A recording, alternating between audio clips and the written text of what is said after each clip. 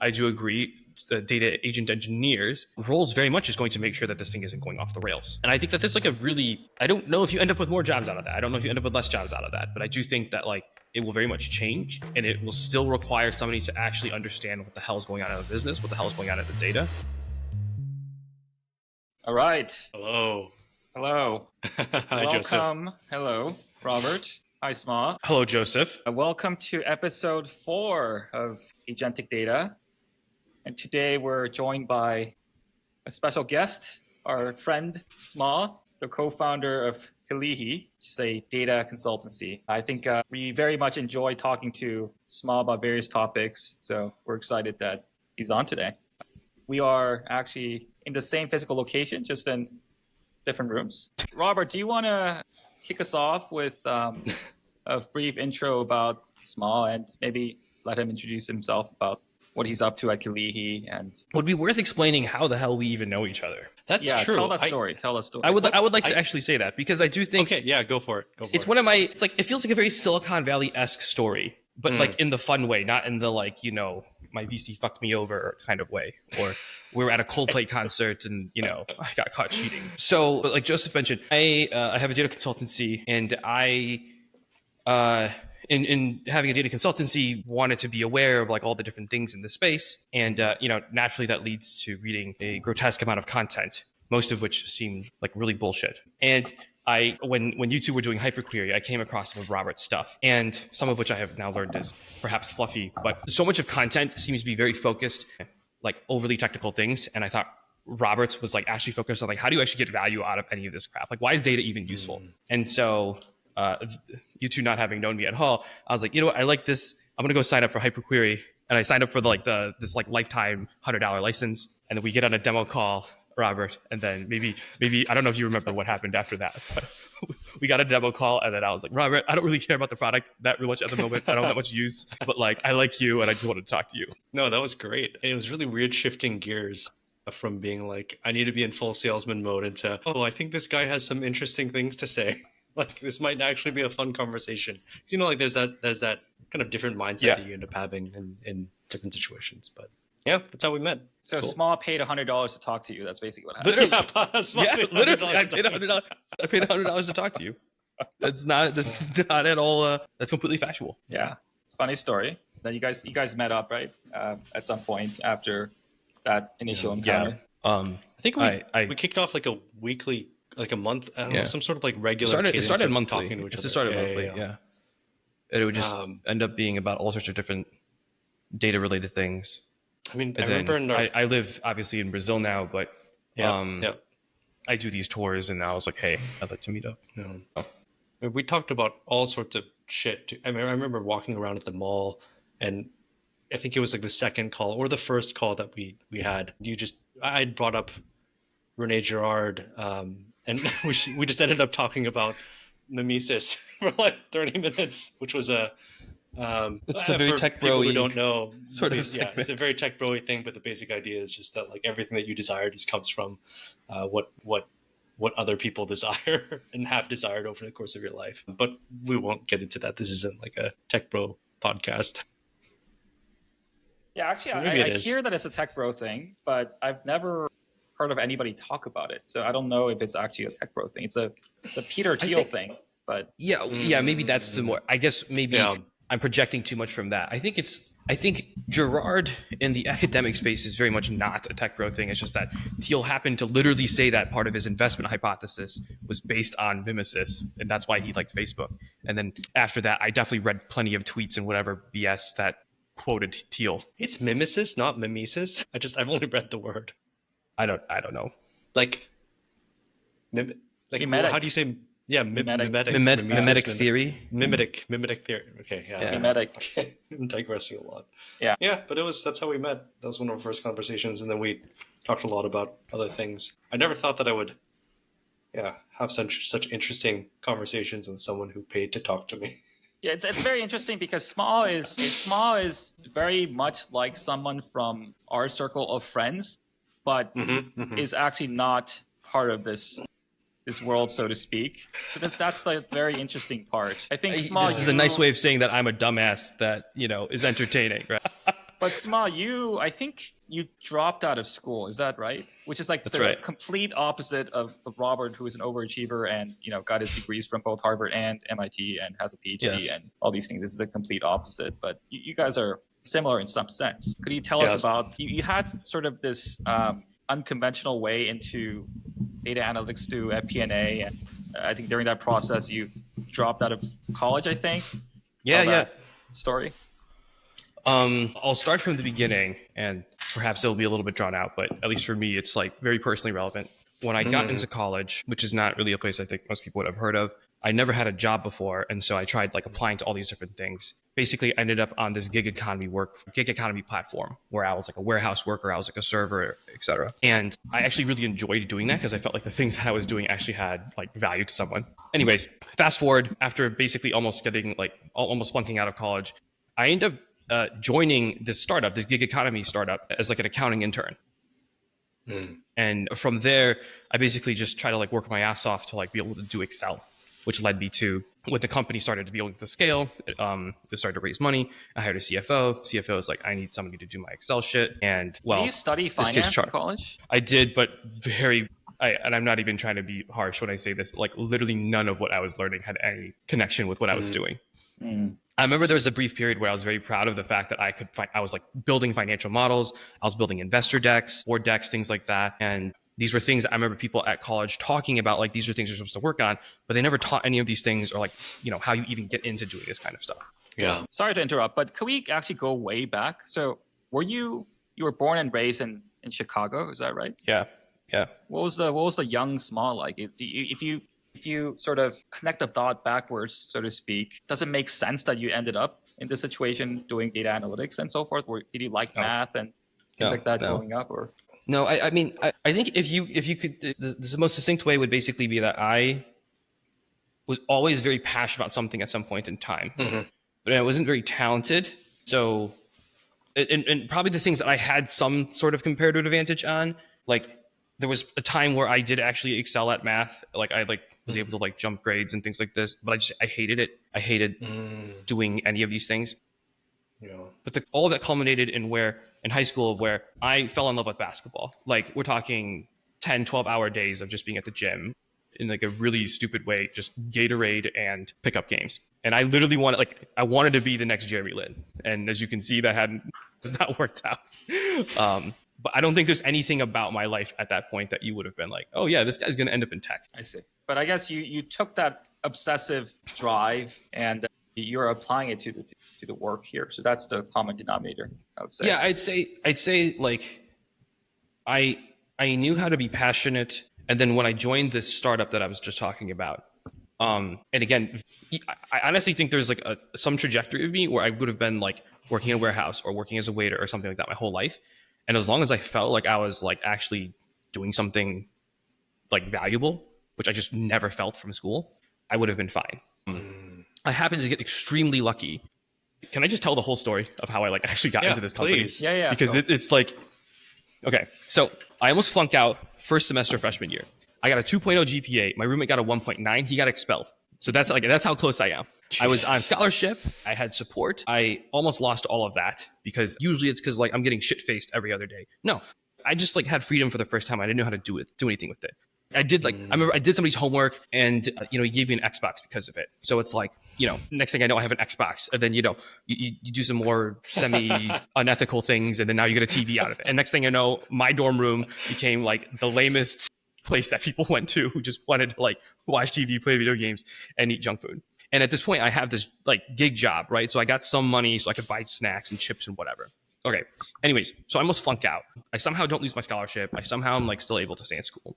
And the only advice from everybody in my life was like, just focus on studying. Don't work these gig jobs. And for some reason, I just had the audacity to be like, I'm just bored with school still. I don't want to do it. So I start working jobs again. And one night I'm working at the Chicago Yacht Club as a server. And there's this guy there who, bless his soul, by the way, because I guess technically this will not reflect super well on him.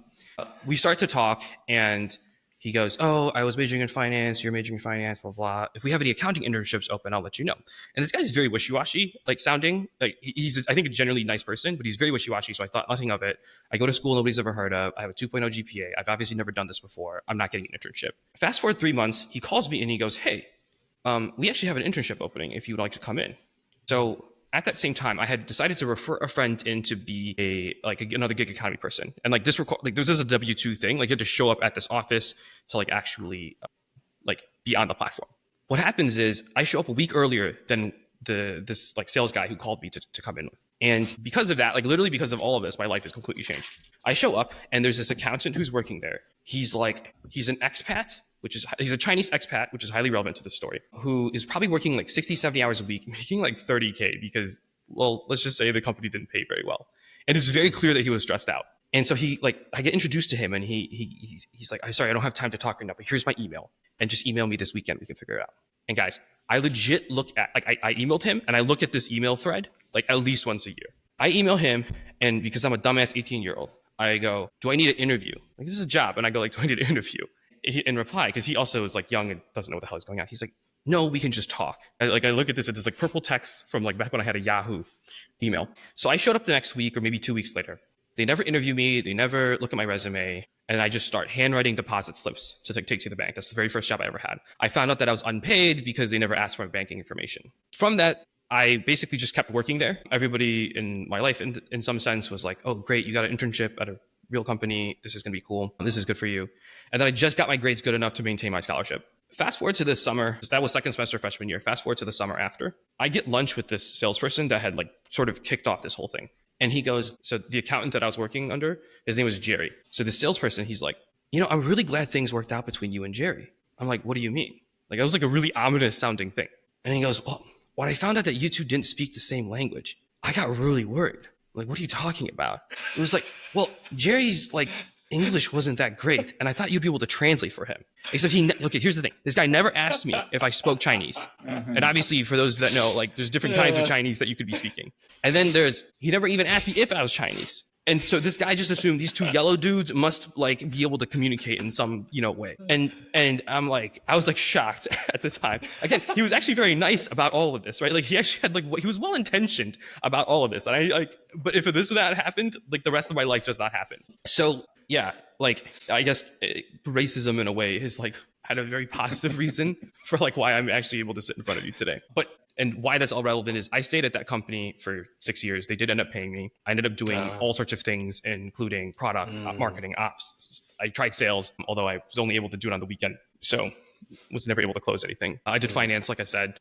And then I eventually ended up building out the data team there. So, but if this person did not think that I could translate for somebody else just because, we both look the same, I legitimately don't know if I'm sitting in front of you talking about this today. That is really funny. You started in Excel and you eventually learned SQL and Python and things like that at that company. Yeah. So I remember being a finance major to some extent, people always like in my school, at least back when I was still attending, they were like always talking about Excel. So I basically started just trying to do as much Excel work for people as I could. Then I realized how absolutely awful that is. So I started learning keyboard shortcuts, and then I tried learning VBA. Was not good at VBA, but like I tried to do these things. And then what happened is I started being good enough at doing the Excel work for people that the CTO of the company comes to me one day and he was like, "Hey, we just bought this BI tool. Like you should try it, but you'll have to go learn SQL." And at this time in my life, I was like very avoidant of trying to like really branch out. I was like happy to just be doing Excel. And so the CRO of the company, I avoided learning SQL or BI for a minute. And the CRO of the company one day announces to the whole company, "Hey, Spa's going to build this sales leaderboard." Except I had known at this time that like I hadn't built this already because I knew I had to go learn SQL and do these things. And she said that yeah, he's going to get it done by Wednesday. And this was like a Monday or something like that. Oh my God. So I like brute force learned SQL in brute force learned some SQL in like 2 nights over like basically 20 hours. And I remember having a midterm that week that definitely did not go well. Sorry, this is all like I learned all of this while I was in school. I basically ended up just working like the entire time I was in school. And I ended up dropping out. I was like, I don't like school. So my very first time learning SQL, I technically thought I was going to get fired if I didn't pull this off because I was going to make her look bad. By the way, that CRO, she's like a mother to me. So like she's like I'm very close to her, but like she put me in a really weird situation. Wait, what was the BI tool for people in the audience? Domo. This is Domo. Which, Domo. in hindsight, learning SQL from Domo is very, very challenging. Oh yeah, you're rate limited by the speed of the platform, not by your own. Your... Yeah, it's definitely like when if you learn BI through Domo and then you go anywhere else and you see, like, especially today with like modern data stack, right? Like I think it's like a very awkward shift. Like we ended up eventually switching over to like we ended up having to migrate off of Domo onto something that was sort of more modern data stacky, and it was really awkward at first. Did they have beast modes back then? Was that still the like? They have beast modes. That was like a thing. That was like, in some ways you'd think it's like it kind of makes it easier for you to learn SQL because they kind of like dumb everything down, right? But then it's not really reusable in other contexts. Yeah. You just learn some like basic conditional. And then so at first I was like the Excel guy, and then because I started doing Domo, I became like the Domo guy. Okay, that served you well, at least in one occasion. We know that we know of, more or less. Yeah. Okay. And then after, I think this company was called ShiftGig. Is that right? Yeah. After ShiftGig, you landed a role at Uber. Yeah. Pretty early. Is that right? Yeah, so ShiftGig was the temp staffing labor marketplace. And I was, especially having started on the platform, I ended up meeting a lot of people who, let's just say, were not as privileged as I was growing up. And I remember this is literally where my passion for wanting to do something for people who don't get the same chances formed. ShiftGig, on the other hand, though, they started off as like a vertically integrated marketplace. Like they had to build supply side, they had to build demand side. And then they pivoted to selling software. And so the analog would be if like Uber had decided to give up on actually being the whole marketplace and decided to sell their software to cab companies. If you were at Uber and you saw this, like this would have been fairly anathema to you. And I held out for like a year, but I just really couldn't like get behind it. I even was like flying out to like staffing agencies to like, oh wow, try to actually like get this onboarded. Yeah, that was like the first time I got to do business travel, and like it was quite interesting. Yeah. Anyways, so that CRO who I was just telling you, basically unintentionally forced me to learn SQL. She gets recruited to join this startup inside of Uber called UberWorks, and I ended up meeting. She's like, even if you don't end up joining, I think you should just meet the CEO of this thing. I think you would get along. And so I did. And that guy has been the most impactful person in my life ever since. And then at Uber, when I left ShiftGig, I was a PM. And then when I joined Uber, I went into ops because I wanted to get much closer to the worker because that's who I really cared about serving. And so that was like me basically setting up like an onboarding flow and like a worker acquisition flow. And then unsurprisingly, it ended up being a lot of data. Like people just ended up like, oh, you write SQL, you can do stuff. Here's how it was. And then we used Mode at the time. And I actually really liked Mode for doing analysis like that. Oh yeah. I mean, I feel like general consensus in the industry is probably preferable to Domo, but dude, it's crazy. Yeah. Very cool. So that was fun. That at that time, I'm just gonna keep talking until you tell me to shut up. So to the CEO of that startup inside of Uber, he's like a former data scientist. He worked on this project at Uber that like I weirdly heard people totally independent of Uber, but just like having friends like there have referenced. And it was this project that was like probably the coolest use case of like data that I've ever seen. And it was basically about being able to visualize and understand user journeys in like a much better way than just looking at the simple funnel. So like he was like a super analyst type, and him being a CEO, he like, the startup inside of Uber had started to get enough traction where we had a lot of different data points to look at. And so what would happen is he would basically, even though I was supposed to be doing ops, he would be like, hey, you want to write some queries? And then we would be on the phone for like 6 straight hours. Just like, I'd basically be his like human calculator in front of him, like writing queries on the fly, trying to answer questions that he had. And, obviously I tried to contribute like, what I could bring to it. But that was like a really interesting experience, really getting to work directly next to like, technically speaking, a C-level person and like how they're trying to like actually leverage data to better things. I would say that's actually was a fairly formative experience as well. What's interesting to me is that you went from basically like product to ops, touching everything into analytics. Like I feel like most people go the other way. You're like, you start as an analytics person, like a SQL monkey, and then you try to get more scope. But you seem to have acquired some sort of passion for the data work. How did that happen? You mean in the current standpoint, or like when I was at Uber? When you were at Uber, but perhaps even just talk about how it became the thing that you anchored your company on.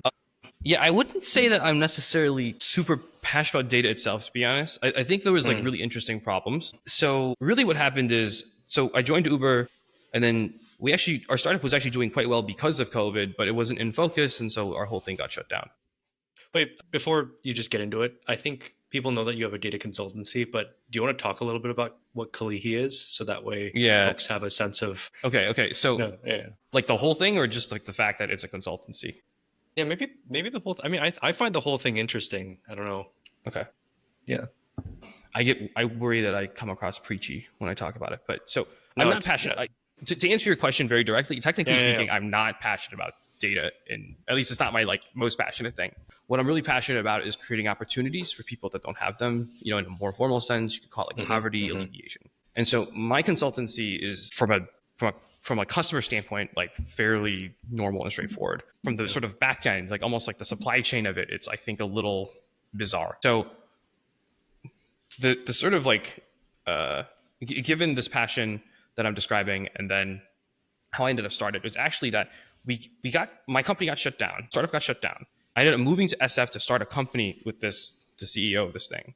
That didn't work out. I had almost no money left, and some contracting work came in, and then I ended up joining Uber again. But basically, the TLDR of that is while I was in the Bay Area and doing data work, I was making, I thought I was overpaid, which I know you're not supposed to think that, but like I thought I was overpaid. And I remember thinking I could literally just train somebody else to do this, still make a good amount of money myself, but like they'd actually get a chance. So my consultancy, which is what I would like to say is like we're based in Brazil, although all of our clientele and all of our, really we just serve US companies. We try to identify Brazilians who we think are really talented, but come from low income backgrounds, low opportunity backgrounds. So these are people, let's say, making $200-$300 a month of income, who typically have not gone to college, but like we think are really talented and just literally have never gotten the chance to show it because of, well, the world being shitty. So that is what drives me. And I thought that a way that you could actually change their lives in this way is like if you get them tech skills. And so if I want to give somebody tech skills, I want to be as really good at those tech skills as possible, which is why I started doing all my homework on the data space and,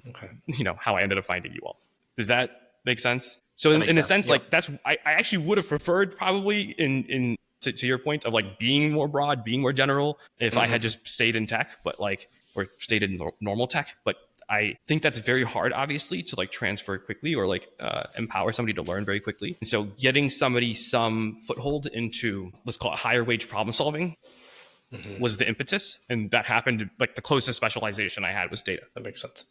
Cool. And tell us more about why Brazil, because I believe you're not Brazilian and you don't really have any ties to Brazil. No. So the fundamentals of my model, right, are basically that I make money in dollars, I make money from US companies. But the fun part about this being very much a business is that we use our revenue to literally pay people to learn. So these people that we identify that we think are really good, people who come from poor backgrounds oftentimes have like economic challenges of literally being able to get education. So we pay people like a decent salary just during training. We pay for their housing, we pay for their food, we buy them a computer. And obviously they get to like learn all this from people who in theory know what the hell they're doing. Point being, this model can theoretically work anywhere. Like between SF and Alabama, it's not like an unfair thing to say that like if you can charge SF rates and you could pay in Alabama, like this model could work. Why Brazil specifically just so happened because my co-founder, Janissa, she helped launch Uber in Brazil, so we thought her network would be helpful. TLDR on that, by the way, is that they were useless. So it was pretty rough getting started. And now you're about 3 years in, and things are up and to the right as I see it, as I understand it. Slowly but surely, I think so.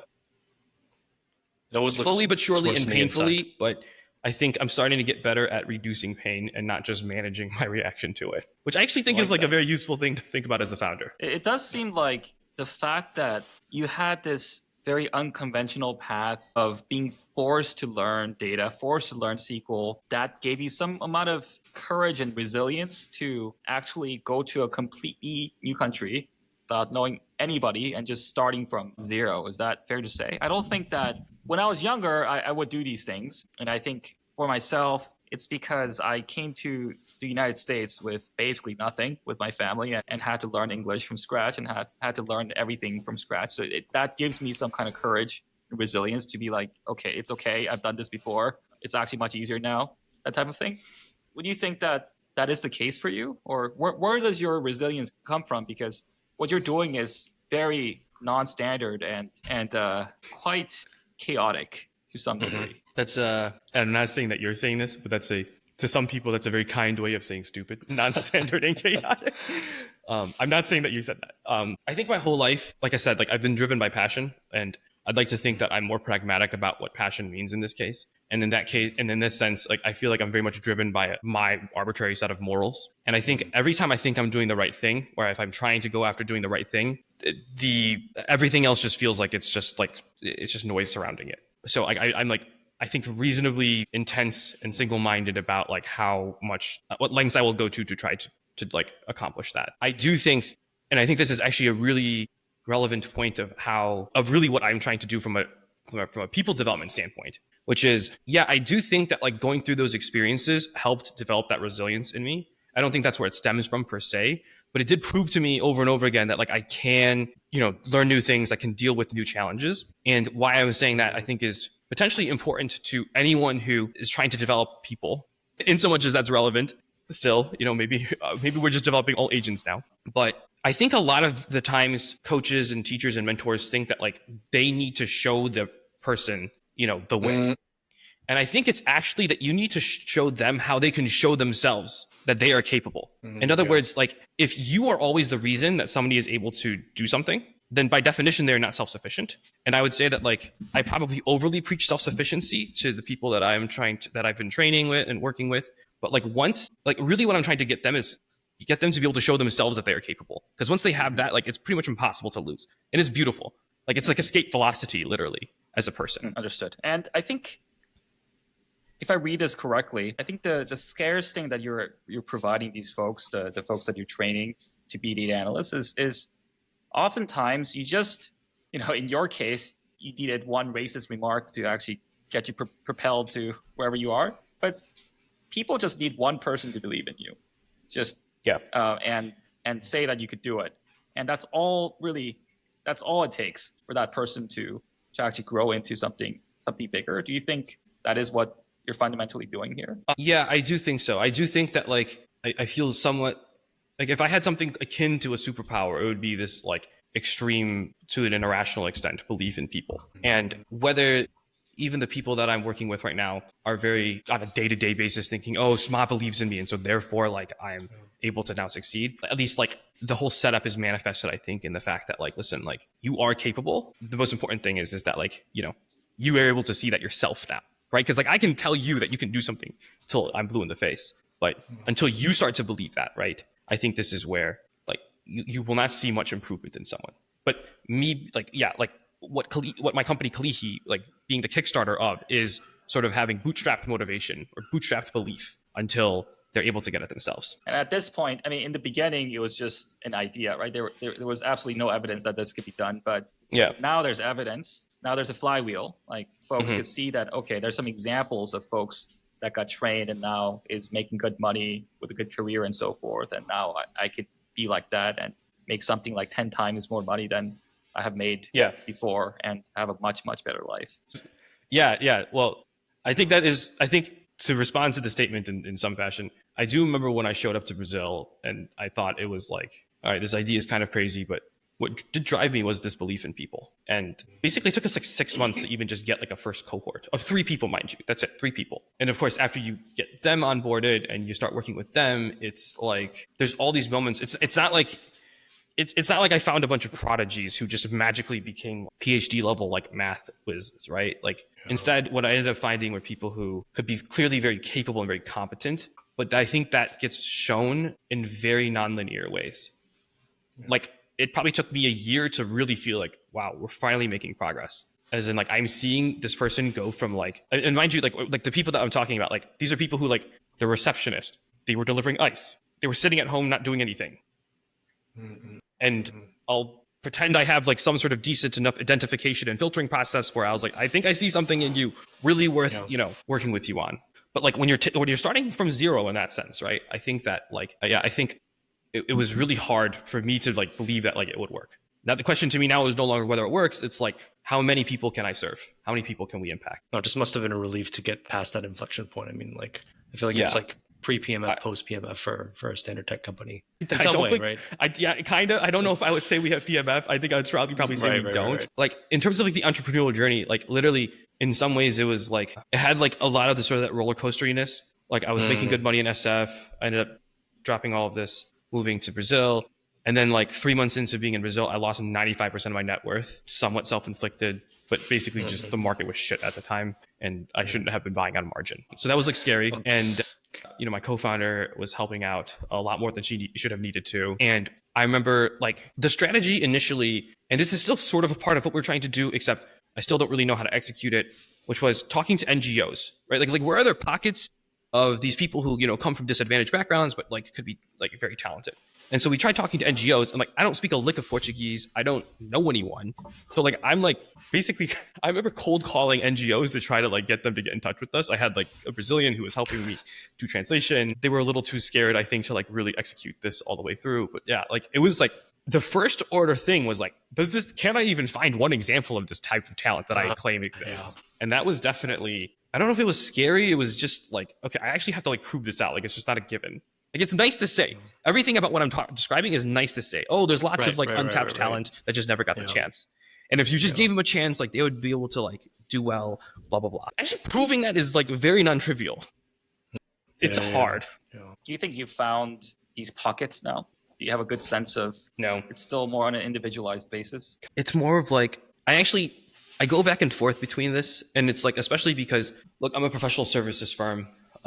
Trying to hyperscale this by basically building talent up from zero is the equivalent of trying to sell oil products, but like you're doing everything from like prospecting, extraction out of the ground, all the way through to like literally delivering the thing that ends up on people's shelves or in the gas station. Like this is like it's very vertically integrated in this way. Maybe it doesn't need to be. I don't know yet. Point being, for me to just prove out that this works, I don't need to, so far in my opinion, I don't need to prove that like I have this like, innate area of like 10,000 people that like I can just sort of tap into, right? I just need to prove that like it sort of exists. And then there's a question of, okay, do I just need to get really good at filtering, or do I need to be able to just find those sort of pockets? And it's not mutually exclusive, but I actually think, going back to the oil analogy, like if you are looking for oil in, let's say like 1870, you don't go to where everybody else is looking. But in order to go find better places to go look in, you need to capture data on people, or sorry, on you need to capture data on like geographic locales that you think will be good for that will have oil reservoirs. And I think that's like kind of similar to how I think about it now. Maybe I don't need to necessarily to have these very specific pockets per se. I just need to be really good at filtering. And that's actually where I think it's like an interesting technological play to this, because like my value prop to the people who like come through, so my value prop to my audience is like, when I first showed up, people were like, this is a scam. This is too good to be true. I don't believe you. Fuck off. You're full of shit. Like just like all of these different kinds of things. The arbitrage advantage that I have is such where I can afford to spend effectively thousands of dollars basically just trying to find someone. And as long as I can retain, my LTV, I think, is like quite strong. So I still don't have a strong answer to like, are there specific pockets? Like I have specific examples, right? Like English teaching NGOs is like a fun one. Finding people who like provide like test prep courses to like specifically low income audiences. I think like 3/4 of our company are like gamers. So like that's like a fun one. Just go find, they're already used to computers. They're already like used to sitting in front of a computer all day. They're reasonably ambitious at a certain vector. So there's like things like that. But like, I think for now, the bigger problem is just being able to make sure that like, let's assume that you can even get people into the funnel, that like you can take it all the way through repeatably. And I think that is the stage that we are very much in. That is, I think it's difficult. Got it. And could you tell us a little bit more about the demand side of things? So client acquisition, what type of companies you're working with, and what types of things you're doing for them in terms of data work, because data work can be quite broad. I would probably say that we have basically three ways that there's like sort of three categories of how I would say that we sort of do business, or like in terms of like what our sort of offering is. The first one is that like half of our clients, and we have a dozen, are B2B SaaS companies, anywhere between, let's say, like 20 to like a few hundred people. For the smaller ones, we're basically their data team. And this ends up doing some degree of like RevOps stuff. So this could mean that we either set up their whole infrastructure or part of their data infra, all the way through from ETL all the way to the end results of what people are actually going to use. And a lot of these tend to be very operationally heavy use cases. So it's not like, here's this magical user segment that like we haven't like captured yet. Like there's some of that, sure, but like most of it is my CSMs need to better understand the customers that we have and how we can, serve them better. My sales team is spending too much time adding things into the system, things like that. The second scenario is that tends to exist for kind of like a mix between these, mostly for these tech companies, is like basically just staff aug, but like where it's like consulting on top of it, where like I'm working with either the head of data or like somebody in that capacity and like just helping them understand, here's other things that are happening, here's some ways that you can think about it. So there's like kind of like advisory aspects to it. And then what I'm always trying to get is like, hey, you need to get work done. And I have this execution engine behind me that's able to do it relatively cheaply. We're not dirt cheap by any means, but like, compared to SF, like we're a bargain. And then the third category would be like very large companies that have a department that's underserved in some way. My favorite example, and we only have had 3 situations like this in like totality. 2 of them were sort of project based, and then one of them was like an actual, like we're still working with them, and I really appreciate them. But it's like the HR team of like a multi-thousand person company that like, needs people analytics or like recruiting analytics specifically, and the IT team is just not going to help them. It's not cool enough. They don't have time for it, whatever. And so that kind of general dynamic I think exists in a lot of different places. That and the companies are so large that they have budget. So we're either data team, we sort of like staff aug plus like do some advisory on the data team, or we're like we're doing very specific support for a large department, or for a specific department. That's quite a wide spread. It is, yeah. It's something we're still trying to figure out. If you had your way, which would you focus on? I mean, maybe from a business perspective, and then also potentially from a pure execution, founder fit perspective, your own happiness perspective. I think from a business standpoint, and I think, the 3 of us, I think have talked about this in different ways at times, right? It's like, I'm like a potentially overly optimistic or like naive believer in that, like, I really need to make sure I'm delivering value, right? Like markets work when you're actually delivering value. And I think data work is oftentimes criticized for not actually delivering value, right? Like you crapped out the dashboard, the analysis or whatever. And like, the classic 2-word response, so what? And so where I would probably prefer to sit is basically being able to really help businesses with projects that are sort of like this intersection between RevOps and BI. I think BI teams tend to be too passive and actually making sure that action is driven off of them. And sometimes that action could just be automated action. I think RevOps teams tend to not be like truly technical enough to like be system architects about how things should work. They're like hacking things together with like low code, no code things. There's examples, and there's plenty of examples of where BI teams are actually quite good at making sure they deliver value, and RevOps teams are in fact actually quite technical. But like we're also like the 3 of us, I think, like have quite a bias towards tech, and even tech, there's obviously the stratification and competency for these kinds of teams. When you start talking about non-tech companies, I think it actually is like much worse off than people realize. Mostly because they don't like think about things in the way that like I think we're used to, which is sometimes good, sometimes bad. So I'd say that's where like I'd prefer to be able to sit, is doing able to do RevOps / BI based projects. Yeah, like it feels like a blend of the 3, and also like kind of the canonical holy grail of what you want out of analytics. You don't want just like a maliciously compliant data team just building dashboards. You also don't want like kind of like vision casters just coming in and like telling you here's how all the things should be put together. But you want someone like kind of cross-functionally going across and actually driving impact. You don't want things held together by scotch tape. I think that's like a really key thing on the other end of it. But the BI team tends to probably be like overly indexing on like just making sure that the structure is good for the sake of having good structure. Yeah, for sure. We've talked a lot about that in the past. Very cool. Thanks, Mom. So I think one of the highest compliments that Robert and I could have for another person in technology or in general is that they have good taste. And I do think that you do have good taste in bringing in different tools and working with vendors like Omni and etc. It tells a little bit more about how you work with vendors and how you work with different tools and how you integrate them into your clients. You want me to talk about the process of how I integrate vendors and into my clients? First, just talk about how, like, what do you like? Like, what do you like? How do you choose tools? How do you choose tools? How do you choose tools? Why are you drawn to these tools? Because we're also drawn to some of these tools that you're drawn to, and we can intellectualize about them ourselves, and we have our own reasons. But curious to know your thoughts. Yeah, I don't think I've ever been asked this before, and I think it's a very fair question that I should have like a more formal, ready answer for. But I think going back to this point I said, where it's like I like naively believe that like you need to make sure you're delivering value, and if you don't do this, like markets like fail. And I think a lot of problems exist because people don't care enough about this. So for my clients, I really try to actually put myself in their shoes and empathize with them to the point of where I don't want to like screw myself over per se, but like I really want to be able to make sure I'm like that they feel like I'm on their team. And I think when you put that hat on and you stop worrying about the shiny new thing or something cool, that alone I think gives you some sense of sort of taste that I think you're bringing up, right?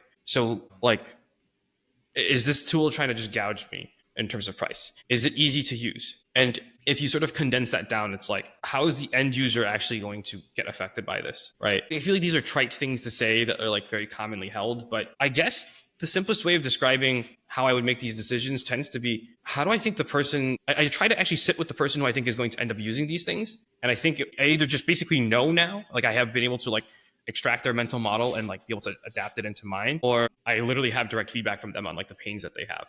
And I think in BI specifically, it's like fairly common things, right? Like it's expensive, it's slow, it doesn't actually tell me anything useful. And so I would say from there, there's like maybe two principles that I go off of, which is like, does this help me build a good UX for how somebody should consume data? And is it going to be like stupidly expensive? And then from there, what I've done, I would say, and maybe I'll just be more direct about this. Like, so to your point, like I really like Omni, I really like ClickHouse. In so much as I understand these tools relative to the other players in the space, I think that they're best in class because they adhere to the things that I just mentioned. And how do I want to frame this? I don't know. Like once you see this, once you think that there's something best in class, like I have very high conviction. And so when I have this very high conviction, I can go to my clients and be like, listen, I've done all these things. You can tell that I'm, I'll hedge a lot when I don't actually think something's legit. If this is legit, then it's like, okay, there's at least like, they're willing to have a conversation about those things. And I think that's like, I think I could say, right? It's like, I've tried to bring Oxy into different places. And I think like they've gone reasonably well because, or at least my part of the process has gone reasonably well because like people know I'm not full of shit. Like if I'm bringing them something like, it's because I actually genuinely have conviction that this thing is going to actually make them their company better. Yeah, I guess fundamentally, if I can allow myself to induct a little bit, it feels like all of us have some shared values, maybe one of which is just like honesty, transparency. And like it becomes after a while in the space easy to see tools that adhere to that as well. I mean, I think ClickHouse has done a really good job there. But yeah, it makes a lot of sense, Mo. I don't know if that helps. The way that we got connected was because we were aligned in this new vision of the world in terms of you think that your work is going to get impacted by AI, and we are a company that is building an AI first product that is trying to automate all parts of data analytics, data science, machine learning, etc. Could you tell us a little bit more about your views on this brave new world of AI disrupting data analytics and potentially your own business? Yeah. The hot takes. I have nothing I think has given me more existential dread than this topic.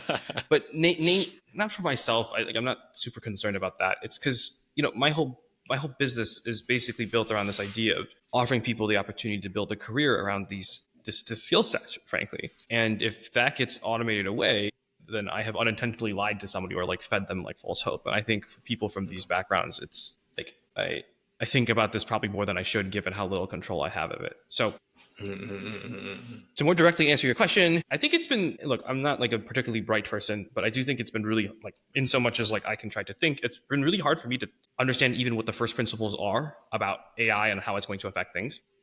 I think most of my conversations with you two, you've agreed. And frankly, everything that I've heard coming out of like even foundational lab companies is that we're kind of just iterating our way through it. So I think there's like, I would say I would think about it in just two basic ways at the high level. And then I can get down to very specifically what I have tried to do inside of my company to get around it. In the quasi dystopian or utopian, depending on who you talk to scenario, where it's like IQ doesn't matter, or pick your analog to IQ. I have so little control and understanding of what that's going to happen there. And I don't think most of us do, right? That like, okay, I shouldn't worry too much about that.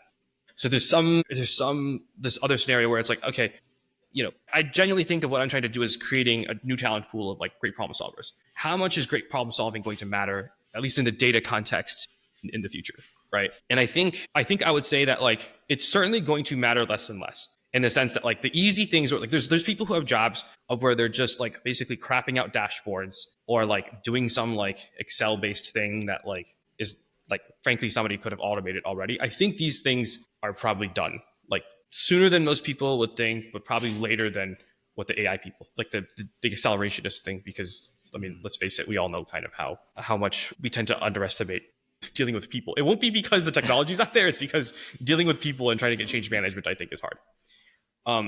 Some part of me does think that the whole, let's call it the Elon vibe of like just shut the thing off and like see what happens, how much that could potentially work in a lot of these situations. But I mean, that's probably not going to happen. And obviously there's ramifications beyond it. So I think there's a lot of work that's going to be like, that's not necessary anymore. I think like, to me, what a data analyst or data scientist that's like actually supposed to be about like internal company operations is really doing is like, well, I guess like there's like two framings of it.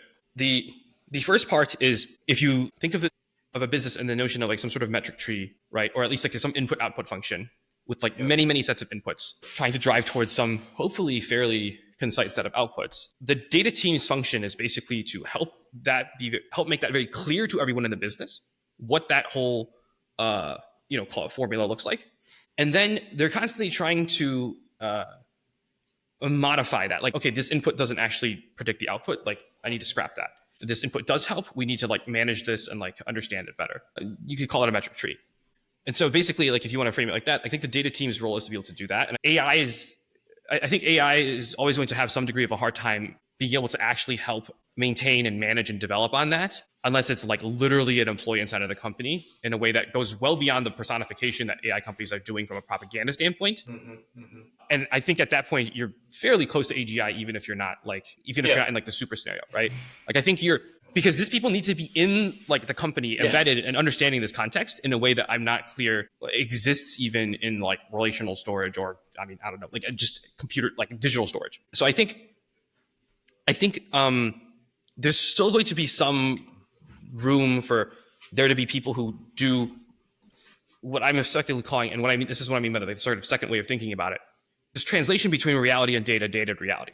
Like somebody being able to bridge this abstract and how that actually affects the people who actually need to be making smarter decisions, need to be having smarter workflows for how they handle the day to day. And then personally, this was very fortuitous that you ended up, I guess, deciding to end up doing AI after hyperquery. Is I figure like, look, if AI is going to eat my lunch, I'm going to help it. So in like a very different way, I think I'm like effectively an accelerationist, because I'm like, listen, if this thing is going to fuck up everything, I think we should just do it very quickly because we need to get this like out of the way. Rip off the Band-Aid. That's a very, very philosophical point, and there's lots of considerations that I haven't considered. More specifically to this point, I'm like, AI is clearly going to be able to be very helpful. So I wanted to find a company that was actually thinking about this and how that could work, and was empathetic to what the business challenges are. And ideally to some extent what the people challenges are, but like at least understanding like the point of BI tools was never to just shit out dashboards, even though that's kind of what it turned into. And so that sense, I'm like it was very fortuitous that like we already knew each other and like we could like work together on these kinds of things. And so what I've already started to do, and this has been very intentional on my part, is like, okay, I think Oxy is going to be one of at least one of the tools in the future. I started training people up to be able to sort of execute on that. At the same time, there's like just other aspects of, I think, how these roles, these data analytics types roles are going to transform. And I think it is going to be a lot less like you shit out a report, you shit out a dashboard, and much more about like, how do you make sure that action is being driven? And like maybe in the Silicon Valley parlance, it becomes something more akin to like GTM or growth engineering. But like, again, with like this heavy understanding that you have to be systems oriented, you have to be analytical in how you drive those things. And so that sense, like, if you think of what I'm trying to do as like the world's shittiest talent factory, my factory's assembly line is now trying to develop people who are able to leverage, well, I'll just use the name, right? Like agentic analytics and downstream tooling that like actually drives decision making. Okay, I think that was a very long-winded TED talk, but hopefully that made any sense. Yeah, that makes sense. I think the way that we look at it is that when there's automation, there are going to be new jobs created. When DBT created the category of analytics engineering, that's a form of automation, right? It's automating away a lot of the data transformation tasks that folks used to do in stored procedures and things like that, or even manually. That gave rise to analytics engineers. I think from our perspective, if you create an agentic analytics system that could do agentic data analytics, data science, et cetera, then you're going to have folks that are going to be managing the system, and you're going to have data agent engineers that are engineering the data agents. Then in turn, these data agents automate some parts of the work away for a company. So you're always going to need humans to both create systems and definitions and also take accountability for what these systems are doing. So I think new jobs are definitely going to be created from that standpoint. And I think you guys training your folks on the Oxy platform is a way to train folks on the new way of doing things and becoming actually a data agent engineer, which in our biased opinion is going to be even more effective than being a data analyst yourself, is to actually become a data agent engineer. It gives you a lot more leverage in a company and a lot more leverage so that you could spend your time doing important things, which is orchestrating and guiding the business in the right direction and doing fewer manual data transformation work, doing less rote work, and producing fewer dashboards. I think one of the things that the three of us have been seeing it in the clients that we've been working together on is that I think contrary to what people think about if you introduce this AI system in a company, then you're going to have fewer questions that get asked to humans. There's going to be less work for humans. But I think that's absolutely not true. If you allow folks to automate questions away and enable true self-service of all types of analytical questions, then I think you're gonna see demand explode by 10x. People are just folks are fed up with waiting for the answers to come. And I think once the answers are very fluid and abundant, I think you're just going to have a different equilibrium that is going to.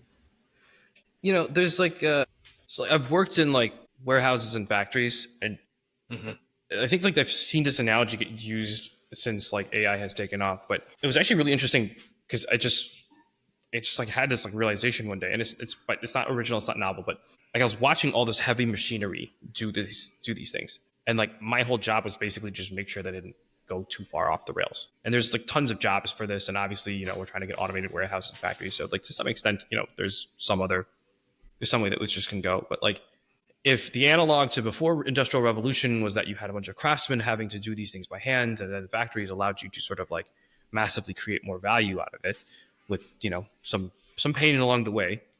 Analytics in a lot of ways, I don't think the ETL was the machinery, right? Like I think a lot of people, like you could have described like the ETL as being like the heavy equipment, the heavy capital equipment. And now AI is actually the one being the heavy capital equipment because it can actually crank out like the actual product that people are trying to consume. And the data analysts, and I do agree, the data agent engineers roles very much is going to make sure that this thing isn't going off the rails. And I think that there's like I don't know if you end up with more jobs out of that. I don't know if you end up with less jobs out of that, but I do think that like it will very much change, and it will still require somebody to actually understand what the hell is going on in the business, what the hell is going on in the data. And in some ways I am very excited for that, because like if you're like a data person today and you are worried that AI is going to take your job because it is going to be able to do more work for you, like it's going to answer the questions like faster and better, well then that just kind of shows that you were never really indexed on like trying to do a good job to begin with. I mean, I kind of get it, like there's like a survival instinct to that, right? There's a self-preservation aspect. I like totally feel that part. But like if you feel like being a bottleneck is actually a good thing, then that's obviously not very cool. And there's something to be said there of like, okay, like you let this thing like remove the bottleneck, and then you figure out how to make sure it's like running smoothly. Yeah, it's interesting because I think most companies in the space, and this kind of goes back to what we were talking about last week, Joseph, like people tend to view this as like, yeah, I like this analogy of building a factory. You are building a factory in a sense with the whole metric tree and how this like percolates into business. And like the thing that your assembly line produces is answers to questions, but like people wanted more answers than you had the time or the capability to do. And like there's a structure behind it, right? Like it's not like I feel like the way that the world is currently thinking is what you do is you put a bunch of like rather than having machinery, like you just put the robots in a room and they'll figure it out. They'll figure out how to build a product. But like, of course, like that's not going to work from like a scale perspective, or even from a efficiency of getting the task done perspective, or even just like an entropy control perspective. Like who knows if the robots will actually do the thing, or if they'll just like blow up the factory, right? I mean, of course, like I don't know precisely what the answer looks like, but there certainly is this balance between like adding constraints to the system and having determinism in the right places, right, which we've talked about, and also allowing enough flexibility that it can any agentic thing or any AI can act in a way that building the factory from the components that we know, like the metric tree that should exist. No one is doing that, not even us, right? But it seems like a place you could start thinking about the problem. But like certainly there has to be some level of structure baked into the system. It's like Like what? Like you can't produce this a different analysis every time someone asks a question. Like that's just like fucking Right, absurd. right. Like analytics is valuable because it's a deterministic process in many cases, right? I don't think that the bottleneck also was in data right now has ever. I think there's utility in being able to have the analytics factory crank out more answers. But I don't think that if you were to talk to most business executives, and I'm not going to pretend like I'm talking to like freaking Yep. Fortune 500 CEO or whatever, right? But like I don't think it's too different at the end of the day in terms of like how similar businesses are. Like if you talk to like most executives, it's like the quality of the thing, like the insight that they can actually drive decisions making on. And Yeah. I think where AI can help people actually truly better understand their business, not in like ad hoc questions, but in like, in that sort of framework of the metric tree. Yep. I And think that's just that's one magical. framework, by the way, right? And it's just Yeah, like, yeah, sure, exactly. Yeah. yeah, I mean, so I remember you gave me this really great quote that's like stuck in my core memory now, which was like some big part of analytics and why it's valuable is that it calibrates the intuitions of decision makers. And Yeah. I've been internalizing and stewing on that for the last like I don't know 4 months. But I think it's like another system, right? And it has its own properties and has its own systems and has its own scaffolding that kind of support it. And I feel like the correct way to go about any of this should be figure out how data provides value, period. And sometimes, yeah, that's ad hoc questions, but of course, sometimes it's calibrating intuition. Sometimes it's just like sharing an insight, and perhaps in that. And then like build the system such that it supports this in as automated a fashion and as regular a fashion as possible. And that would be exceptional. Like imagine you just have this machine that can inject data into your organization at exactly the right points where it's most valuable. That would be amazing. That would be like Yeah. incredible. But Yeah, it's almost like no. an exoskeleton around your business to make sure that like, you never veer too far off in any sort of way. Yeah. Sounds like a platform that some company is currently building right now. I can't say that we're solving all these problems though. We are trying to do it in a way that adheres to some of these principles. We'll surely get there given enough time. I think that's like the key thing. It's like I think analytics. Yeah, I do think analytics. I still very much believe that analytics' core function is basically calibrating intuition, and because of that, like I think if that changes, I think of that as basically an axiom. If that changes, I think what that means is like human intuition is no longer even involved. And if that's the case, I mean, like okay, let's say AI is the managers and like we're just the execution engine, then like okay, fine. Like that's the scenario where that flips. Until then, I think, analytics' core goal, certainly from an internal standpoint, is really just about trying to make sure that we're a lot smarter about how we can actually do things. And that's also where it's like I think about this, like I still have to do some IC work for some of my clients, mostly just because like, we get some inbound thing and then my team doesn't have enough time. And sometimes it's like, we haven't ever done that kind of thing before and we need to train them. We haven't trained them yet. And like, yeah, I feel like a bottleneck when I have to do analysis at times. It's very frustrating because like again, like I feel like I'm pretty decent about putting myself in their shoes. I don't even know if my clients truly believe that like I care about them, but I genuinely like to say that I do. Yeah. And it sucks when I'm like, damn, this is taking me a lot longer than I think it should because there's all these different things to explore. And so there's a lot of like little things that are involved in analysis, right? That I think we've all done before. And I really think that like AI should be able to help with that. I mean, the best version of this that I've seen so far for the most part has been like, I've tried some of those like very like the text to SQL chatbot type things. Like I don't find them to be that helpful, but I think like, I still think I end up basically just going back and forth with Claude or whatever about like, okay, here's the thing that I'm trying to do. And then like, going from there. So this is where I think like having this sort of like holistic platform for how one thinks about the actual analysis side of it is going to be really cool. And I think that's kind of like the direction that you're describing that you're going in anyways. Yeah, but I think that's like the key thing. It's like if you can measure a data team, product, whatever, by the quality of the insights that they generate in terms of like, obviously it's hard to know the exact counterfactual, but it's like if the company's trajectory is obviously better off because of, the data team's input or intervention. That's like the best case scenario, right? I think that like, I think that's what people are going to see is that like the bigger difference. Not that it just generated more answers to questions. I think that's helpful, but that people will figure out how to start using it to actually get higher quality insights. I could see that. Remember back in the... Oh, sorry. Go ahead, Joseph. Oh, okay. I'll go. But I remember back in the day, there was this rhetoric going around that speed was an analyst's best attribute. And I think what I find interesting is that, like, this whole text to SQL foray that the world has ventured into, I feel like it's demonstrating that in some ways, sure, unblocking yourself with an 80% accurate answer is better than not, and that is like the rate limiting process of certain processes. But then on the other hand, like pointing more to what you were saying, Small, it's also revealed that, okay, well, yeah, now we can get answers that are maybe right very quickly. But how much does this actually help us? I think this is like, I haven't seen a lot of situations where people are like, this has unlocked just such incredible value that, Yeah, you know, like if all it's doing is basically making it easier for you to solve tickets, like it's not that that's not valuable, but like nobody cared about that to begin with, or at least like the common refrain was basically like my yeah, data team is basically just a customer support.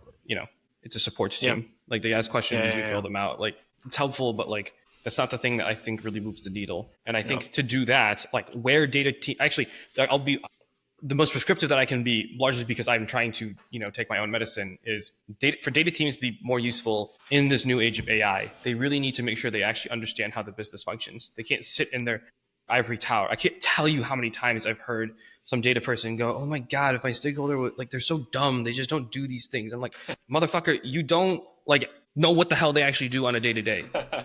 So it's like, how can you say this? Like, you actually literally don't know what they're doing. You don't know what it's like to like actually make a decision based on these things. So like, I think the better AI becomes at helping solve the technical problems, the better humans need to make sure that they're like actually like understanding Yep, what's yep, going on. And thus, again, in my opinion, this translation between the sort of reality and the abstraction, right? yeah, Because if they understand this, then they can direct the data agents, right? Like the yeah. data engineer can direct the agents more intelligently towards, Oh yeah, yep. finding those That's right. those insights. Yeah, I'm very yeah, excited that's about right. that. I actually am. I actually didn't even like realize how excited about that until this conversation. Oh yeah, for sure. I mean, we're already kind of building some cool shit, Small. Yeah, yeah, yeah, I know. But I'm just like, I Oh think yeah, for like, it's gonna get crazier. I mean, this is like a very like specific example, but like any sort of like, however small market force, if you will, that forces people to actually be delivering value, right, is Yeah. something I'm a big fan of. And value is a very subjective term, whatever. But like, yeah, I think you can't be a data agent manager if you don't actually know how the business works and how the people and the stakeholders and the other agents, actually function. The full stack data agent engineer understands all the context. Okay, on that note, let's wrap up. Final question for you, Small, is you've been running Kelihi for the past 3 years. Where do you see yourself in the next 3 years? Fast forward to 2028. Where are you in the business? What does that look like? If AI has eaten me, then I don't know. I'll probably be like a potato somewhere. But that extreme situation aside, I think that like my best case scenario should be that like we've truly figured out how to make this the talent factory side of what we're trying to do, from the talent identification piece all the way through to the deployment, something that's reasonably scalable. So I don't know. I don't want to give specific. I don't have like specific numbers in mind, but like something where it's like, okay, I put $1 into this, it's going to spit out for me 5. I would like, right now, our talent base is in Brazil. I live in Brazil. I'm like physically, we're like all in person. I'm very much there. 3 years from now, I'd very much like to have at least be like in multiple cities, ideally in Hmm. other countries. Fundamentally, right? Like my hypothesis is that there's a lot of untapped talent that never has gotten the chance because Yeah. the world is crappy. Love it. And there's no reason, like, obviously that problem exists in many places. Yeah. And I'd like to, from like a customer facing standpoint, right, like have like different practices, or at least Hmm. like right now, like I started by training people on the thing that I just told you is I think going to go away, which is like being able to write some like queries and like dashboards. And we've made a very concerted push to try to get everybody to be much more technical, both as a moat and because if you want to deliver value, you kind of really need to be able to, I think, understand what's happening upstream. And I think this is also where I think this is very dramatic, but like in so much as it still matters, I'd like for my company to basically be able to be like a growth engine for a business. And specifically what I mean is that like, Hmm. especially if you're like, the startups are probably the best examples, but like, if you're able to just bring in people who are like a commando squad that like really is quickly understands how the business works, how the GTM machine should work, and being able to build out the systems around that, including again the actions that should be taking place automatically. I think that that's like best case scenario, right? That we're no longer just this company that could be trivialized down to we shit out dashboards and DBT models and whatever, Yep. but that we're like really helping drive better business outcomes. Awesome. I like that. On that note, thank you, Sma, for your time. Thank you for coming on the show. I really enjoyed talking to you and learning more about your background and your history and your aspirations. Thank you. Thanks for having me. Yeah, thanks, Small. All right. Bye. Bye, everybody.